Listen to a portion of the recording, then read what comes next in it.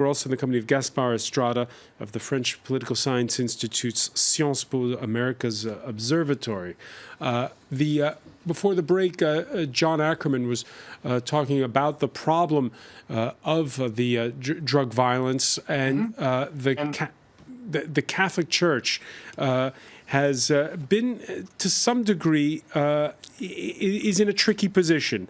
There are the case of priests who've been assassinated, like a Ugandan priest by the name of John Seniondo, another priest who wears now a bulletproof vest, who's been a bit of a cause célèbre, if you will, inside of Mexico, and this one, who I believe he goes by the name of Goyo.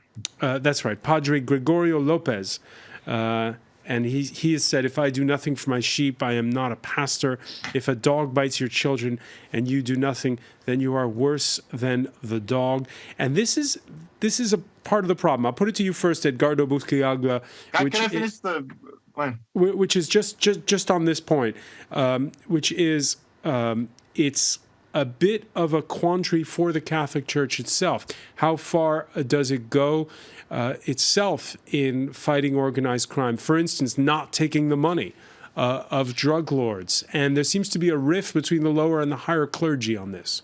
Well, the international experience of many countries around the world, and we have been working in 109 countries suffering from organized crime within the states, shows that civil society is also infiltrated by organized crime through money, like you implied. And in Mexico, you do see dirty money going into the church, and you see complicity within the church with organized crime. This has been, for many years, even documented and brought to your screens through Hollywood movies. So this is not. But of course, I'm sitting in an air-conditioned studio in Paris. It's easy for me to tell priests in southern Mexico or wherever not to take the money from local drug barons. Look, in most countries around the world, the huge catalyst that started to clean up this sewage that you see in Mexico was brought up by a unified civil society, a huge civil society movement of the scale that you saw in South Africa with Mandela, or in the US during the civil rights movement, or in Colombia, or in Italy with Mani Pulite, Clean Hands. And Mexico has not started that process. And one civil society unified comes with an agenda of several points to start cleaning up, first of all, politics, because the most organized crime in Mexico is the political system. There's no doubt about that. I document that in my books with hard data. I understand that the ambassador is trying to do his job. He has to show a good, positive face to the world of Mexico. That's what he's been paid for. But I show in my books with hard data that the big organized crime problem in Mexico is politics. And from politics, it goes down to civil society. So until a civil society movement, like with Italy, Colombia, South Africa, starts cleaning up the system, the electoral system, where 8 to 9 out of $10 going into the electoral system comes from dirty money, from illicit funds.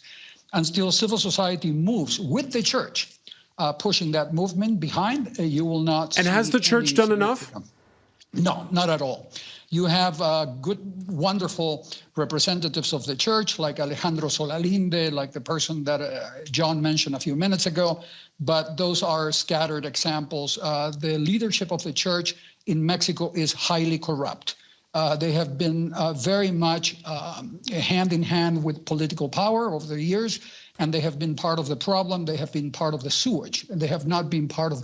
And the criticism of the Pope to the bishops has been exactly right to the point. The Pope has scolded the bishops, he has scolded the political elite, and that's where the main sewages are.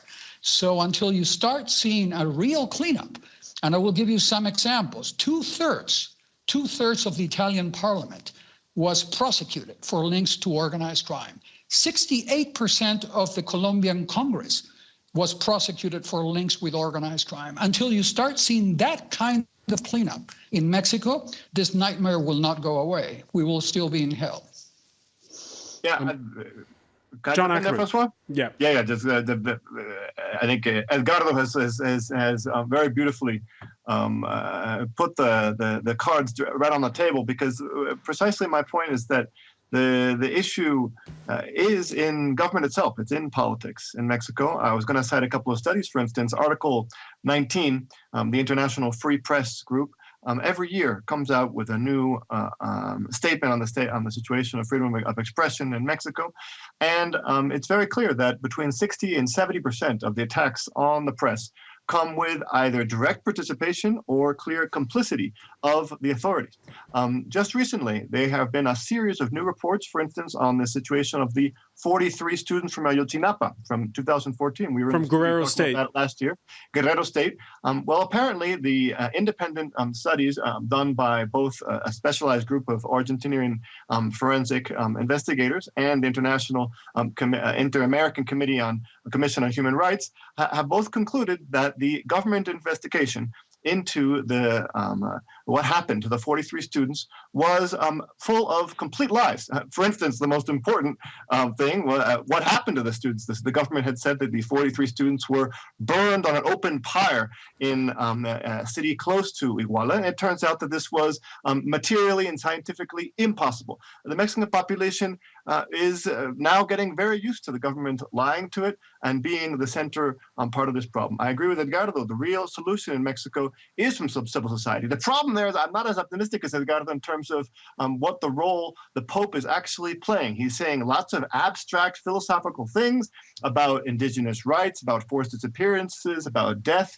and corruption, but he's not pointing his finger. And as long as he doesn't point his finger, as long as Mexican civil society doesn't actually point its finger at politics and the government as the central problem with this issue, the Mexican authorities are going to be able to dance around these accusations and continue to pretend, as Ambassador Gomez said, pretend that Mexico is a democracy. When in my recent book, I'm pretty much demonstrating and arguing that Mexico is not a democracy. All right, a difference of opinion on that point. Yes, Ambassador Robledo. Thank you, and I thank very much Professor Ackerman to point to the case of El Chapo, because by saying that El Chapo was recaptured just by chance, if I understood correctly, is simply not serious. There was a huge work between the various governmental agencies in cooperation with the United States as well, and in 6 months we were able to recapture El Chapo. But I also thank him for pointing out to the case of Ayotzinapa. And I would like to point out to the very conclusions of the group of independent experts who released their report in September. And in that report, 80% of the investigation done by the experts or so coincides with what the government has done. There is a big discrepancy on the fate of the students and whether or not they were burned in that place at that time. And there was complicity between local authorities. The very conclusions of the experts point to narco trafficking. Look at the very last chapter of that report, and you'll see that there is a clear, and there is a recommendation by the experts to look at that and to look at the connections and links between the local authorities in Guerrero and organized crime and narco trafficking. But as the dean of University Iberoamericana said recently in an interview, Father Fernández Ábalos, who's a Jesuit, like the Pope, he said, the Pope is not in Mexico, will not come to Mexico to solve our problems, but he will give us the energy, the spiritual energy that we need to cope with those problems. And I would like to emphasize very much that. That's the role of the Pope. He's not a part of the civil society. That is not his role, but he plays a hugely important one.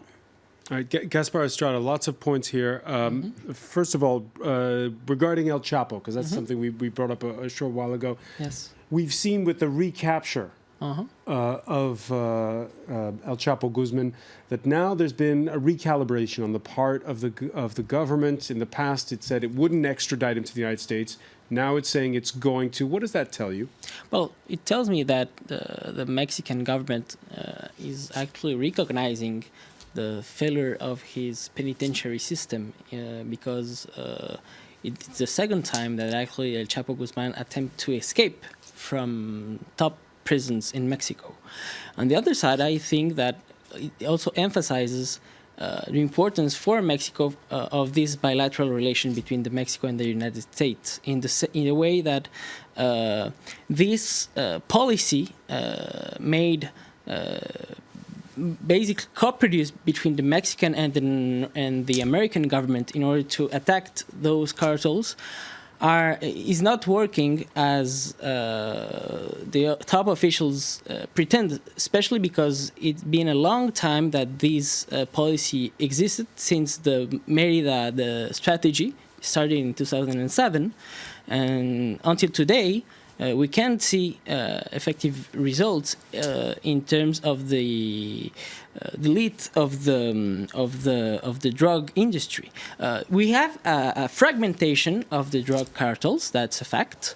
But that does mean that actually the drug industry have declined or curbed, and that's why I think that the announced that in April of this year you'll have a multilateral summit in the United Nations in order to discuss the hypothesis of the depenalization of some of the drugs is an important step, not only made by the government but also by the civil society. In Mexico, there is a debate actually today with especially former. And for sure, yes, for sure, the drug trade is a debate unto itself. We could spend two hours on it. I want to bring it back to the church just for one second.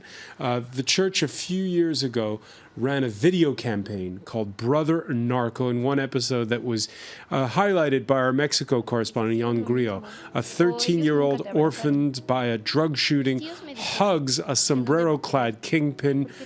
She says, many say you're bad and you should be killed, but maybe they did the same thing to your parents or they never hugged you. And that brings up, I guess, a huge ethical question, which I'll put to you first, Ambassador. Do you do like in Italy, where mafia bosses were excommunicated? Or you were saying this is the year of forgiveness. You forgive. What do you do with these people? Well, that is for the church to decide what to do in matters relating to sins and whether they are forgiven or not. This is not for the state to decide upon. For the state, we have to prevent and suppress criminals or crimes. And we are making a number of efforts. This year will mark the change of our criminal justice system. It's not for the politicians inside. I want to ask. I want to ask Edgardo Buscaglia. Should they be excommunicated? These drug lords? Oh, the church could be a wonderful catalyst for for a social movement of repression against organized crime. If the church were excommunicating all these leaders of organized crime or anyone participating in organized crime, including politicians and business people within the legal sector.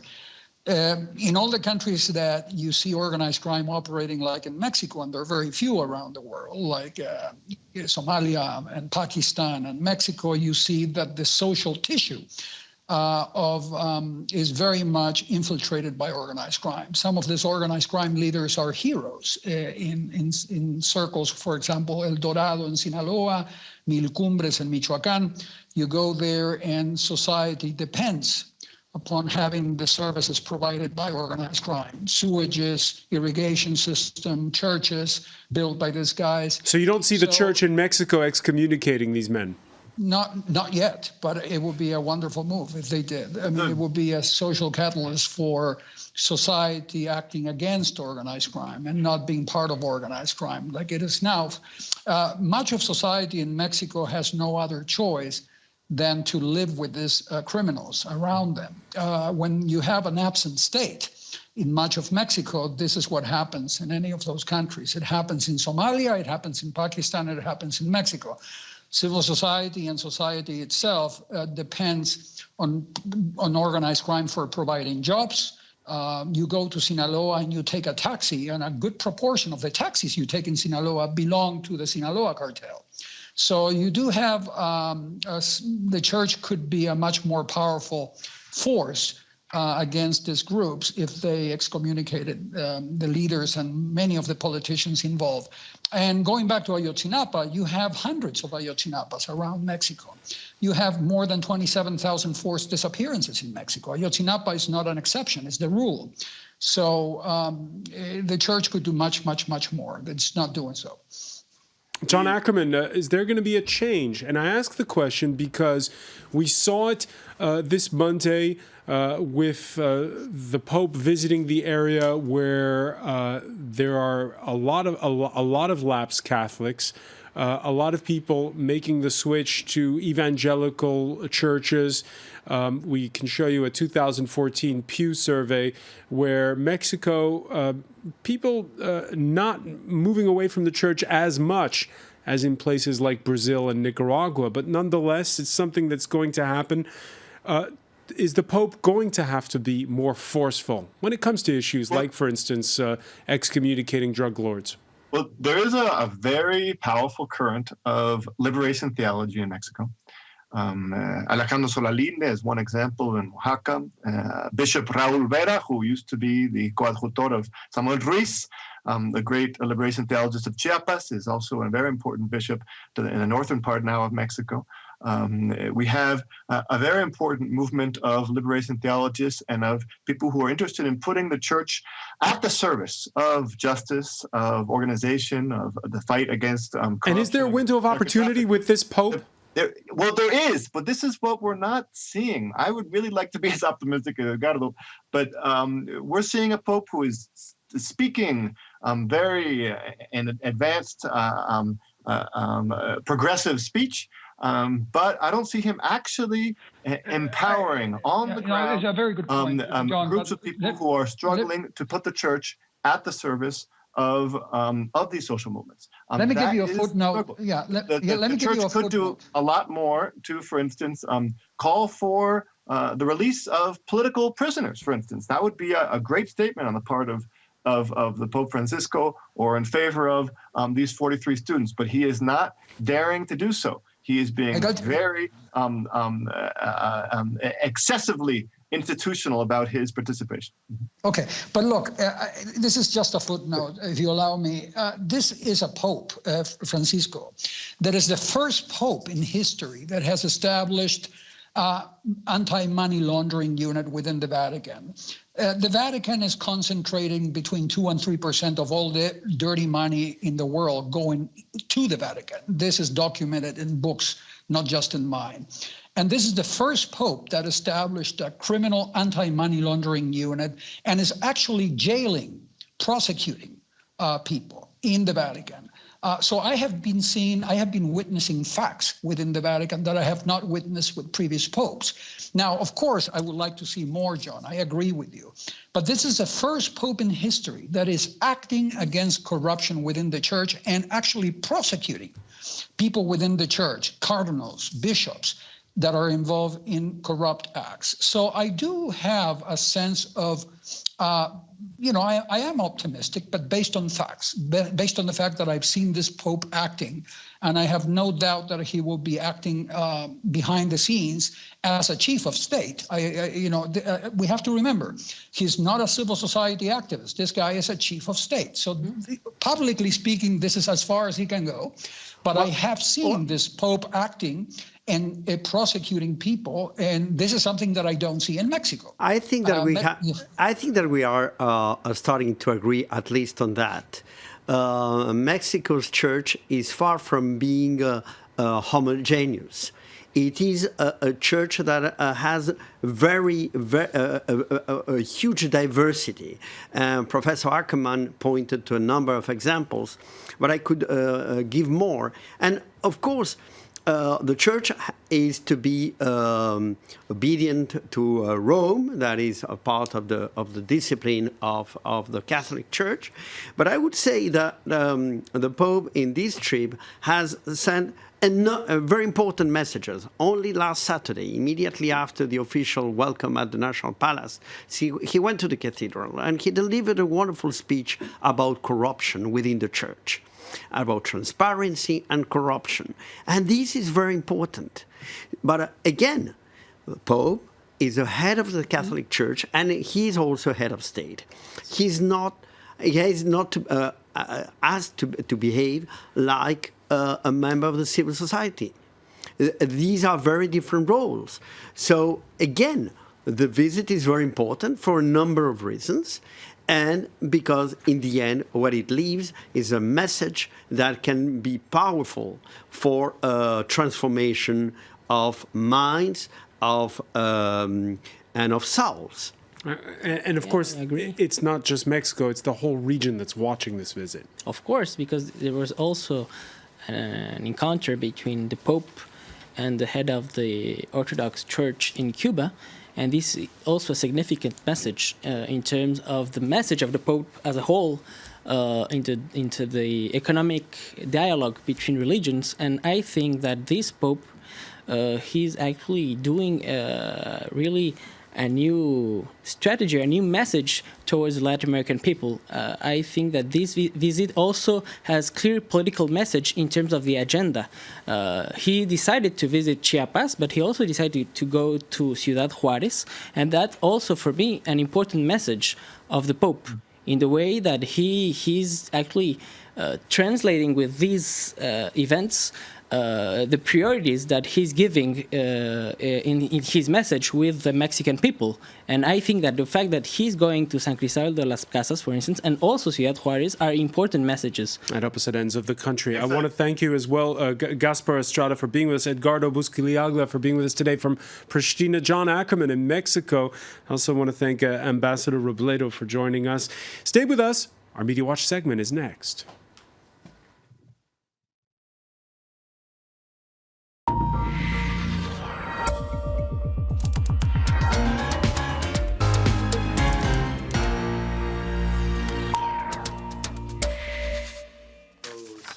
Relationship. And we say hello to James Creedon. Hi, Francois. Just a quick look at some of how this has been playing out on social media. Of course, social media very much image and catchphrase orientated. So certainly all of the images have been hit on the head, so to speak, the right images. So in any case, 20 minutes in front of Our Lady of Guadalupe, very much venerated in Mexico and across Latin America. And that was an image, I think, that was really spread across media and social media yesterday, and that made quite an impact. Of course, the sombrero, where would we be without that? Even before he touched down, there was that image of the Pope getting into the mood, I suppose, quite festive. Ambassador Robledo, your reaction to that picture? Well, this is very moving. This is very moving. This is, I mean, all popes that have visited Mexico call themselves Mexican popes. John Paul II did, Benedict XVI, and these popes call themselves as Mexican popes. Right. So I think it certainly sends a strong message of friendship and indeed a certain informality as well that I think went down very well. What else do we have? Of course, kissing babies. So we've had the sombrero, we've had veneration in front of a very important saint, well, Our Lady rather of Guadalupe, and you have kissing the baby. And what else do we have? I'm just trying to be a little bit frivolous for a second here. We have the Pope Mobile, kissing of babies, and sombrero. So image-wise, striking the right chords.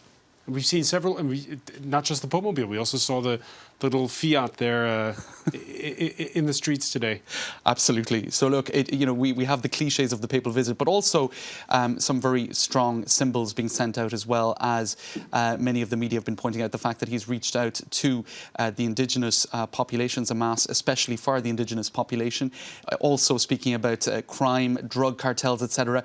Very strong language, religious language. With the devil, there is no dialogue. So a message really of zero compromise with this sort of of dark side of Mexico indeed. And USA Today here focusing on the fact that he couldn't indeed walk around some of the districts he visited, if I could remember the name of it, Ecatepec, and which has indeed quite a high crime rate, or homicide rate in particular for women, and it was an attempt to draw attention to that.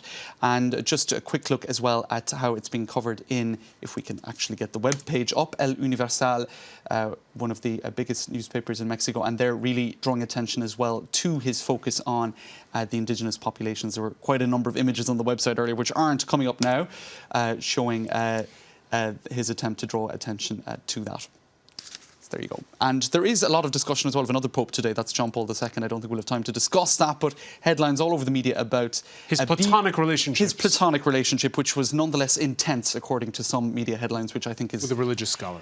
That's right, a 34-year friendship, which there is absolutely no indication that it went beyond that, but a BBC show tonight putting the spotlight on that friendship through letters. Many thanks, James Creedon. Thanks, Roswell. I want to thank our panel once again. Thank you for being with us here in the France 24 debate.